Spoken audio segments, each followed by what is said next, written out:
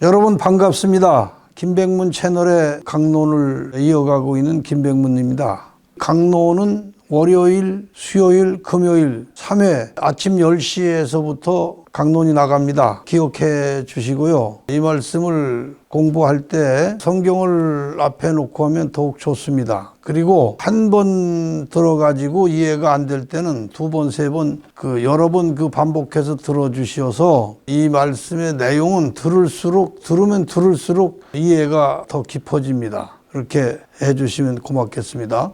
다니엘서 3장 1절을 읽겠습니다. 느부갓네살 왕이 금으로 신상을 만들었으니 고는 69빗이요 광은 6규빗이라 그것을 바벨론 도의 두라 평지에 세웠더라. 느부갓네살 왕이 왜 금신상을 세웠을까요? 느부갓네살 왕이 꿈을 꾸고 예언을 들은 지가 22년이 됐는데 그 22년 지나면서 항상 떠나지 않은 걱정이 있었는데 그것은 자기 나라가 망한다는 것이었어요. 그렇기 때문에 내 나라가 어떻게 하면 망하지 않고 영원히 존속시킬 수 있을까 생각하고 또 생각한 끝에 금신상을 만들어서 자기 백성들로 그것을 섬기게 하면 멸망을 면할 수 있지 않을까 하는 생각이었어요. 그래서 꿈에 본 금신상을 만든 것인데 이 꿈에 본 금신상이라고 하는 것은 하나님의 형상을 한 사람의 모양을 본딴 거예요. 그러면 이 말씀을 오늘 신앙하는 우리들에게 어떤 연결이 되느냐? 우리는 하나님의 말씀을 중심에서 살고 있는데 그 말씀의 모형이 무엇이냐 하면 각 교단에서 만들어 가지고 있는 교리입니다. 교리. 어떤 교파든지 자기들이 제일 좋다고 여기는 내용을 골라서 하나님의 뜻에 합치하는 것이라 간주해 가지고 만든 것이 교리입니다. 각 교파의 교리는 곧 각 교파의 법입니다. 그런데 감리교든 장로교든 성결교든 순복음교회든 어떤 교회든 간에 그 자기 교단의 교리가 있는데 그것을 변개하거나 훼손하면 목을 치는 그런 규범이 있어요. 계시록 13장 14절 말씀에 짐승 앞에서 받은 바 이적을 행함으로 땅에 거하는 자들을 미혹하여 땅에 거하는 자들에게 이르기를 칼에 상하였다가 살아난 짐승을 위하여 우상을 만들라 하더라. 구약에서는 바벨론 왕 느부갓네살을 위하여 신상인 우상을 세웠고 요한계시록에서는 짐승을 위하여 교리 우상을 만들라 했어요. 느부갓네살 왕은 금으로 신상을 만들었고 계시록에서는 세계명과 새언약의 말씀을 본따서 교리적 우상을 만들었어요. 금신상을 바벨론 도의 두라 평지에 세웠다 그랬습니다. 계시록에 짐승이란 말이 참 많이 나옵니다. 그럼 왜 짐승이란 말이 그렇게 많이 성경의 4차원 제일 높은 차원의 계시록 말씀에 그렇게 많이 나오나 하는 짐승이 무엇인가?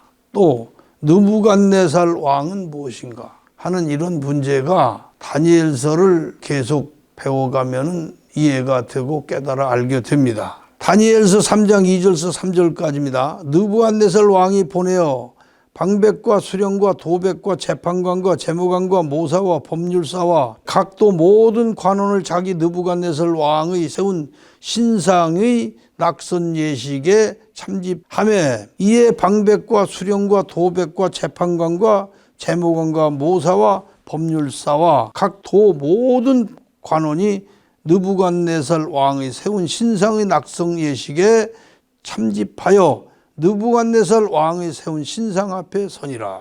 모든 느부갓네살 왕의 휘하에 있던 모든 관리 이런 사람들을 갖다가 전부 다 신상 앞에 세워가지고 신상에게 절하고 복종하고 이런 것을 하게 한 이유는 그들이 신상 공경하고 그 신상을 높임으로 인해서 그들이 그 나라를 영원히 지킬 것이라고 바벨론 왕 느부갓네살이 그렇게 믿었던 것입니다. 한 교단에서 왜 교리를 세우냐면 그 교단이 흩어지지 않고 영속성을 갖게 하기 위해서 교리를 만든 것이죠. 다니엘서 3장 4절서 7절까지를 읽겠습니다. 반포하는 자가 크게 외쳐 가로되 백성들과 나라들과 각 방언하는 자들아, 왕이 너희 무리에게 명하시나니 너희는 나팔과 피리와 수금과 사명금과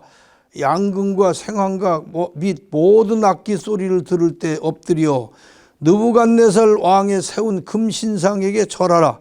누구든지 엎드려 절하지 아니하는 자는 즉시 극렬히 타는 풀무에 던져 넣으리라 하매, 모든 백성과 나라들과 각 방언하는 자들이 나팔과 피리와 수금과 사명금과 양금과 및 모든 악기 소리를 듣자 곧 느부갓네살 왕의 세운 금신상에게 엎드려 절하니라. 이 말씀 중에서 가장 핵심되는 말씀이 악기 소리를 들을 때에는 모든 자들이 머리를 숙여 절하라는 것입니다. 이 악기 소리라는 것이 신약에 와서 어떤 의미를 가지느냐. 고린도전서 13장 1절 말씀입니다. 내가 사람의 방언과 천사의 말을 할지라도 사랑이 없으면 소리나는 구리에 울리는 괭가리가 되고, 이 말씀에서 천사의 말을 할지라도 사랑이 없다면은, 여기서 사랑이라는 말은 영생하는 생명을 사랑이라고 한 거예요. 사람의 방언과 천사의 말을 할지라도 영생하는 생명이 없다면은 소리나는 구리와 울리는 괭가리에 불과하다, 그런 얘기입니다. 그러면 소리나는 모든 악기 소리가 무엇을 뜻하며 상징하는가? 예수 믿으면서 방언하고 병 고치고 은사를 행하고 무엇을 한들 그 사람 속에 영생하는 생명이 없다면 그 모든 행하는 것들이 다 가치도 없을 뿐 아니라 소리나는 구리와 울리는 괭가리뿐이 안 되는 거란 그런 얘기예요. 그러니까 신앙하면서 가장 중심되는 가치는 곧 영생하는 생명이다, 그런 얘기예요.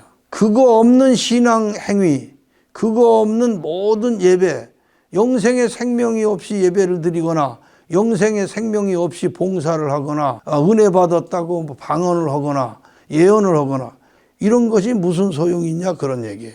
그런데 이런 소리가 날 때 엎드려서 절을 하라. 왜 그랬을까요? 우상교회, 우상숭배자들에게 가장 중요한 것은 악기 소리를 들을 때에, 다시 말하면 방언하고 예언하고 설교하고 또 봉사하고 헌신하고 교회 짓고 이런 것이 가장 중요하기 때문에 그것을 위해서 세워진 모든 것들이 교단의 규범이고 교리라, 그런 얘기예요. 그러나 그런 소리들이 다 생명 없는 소리일 뿐이다, 그런 얘기입니다.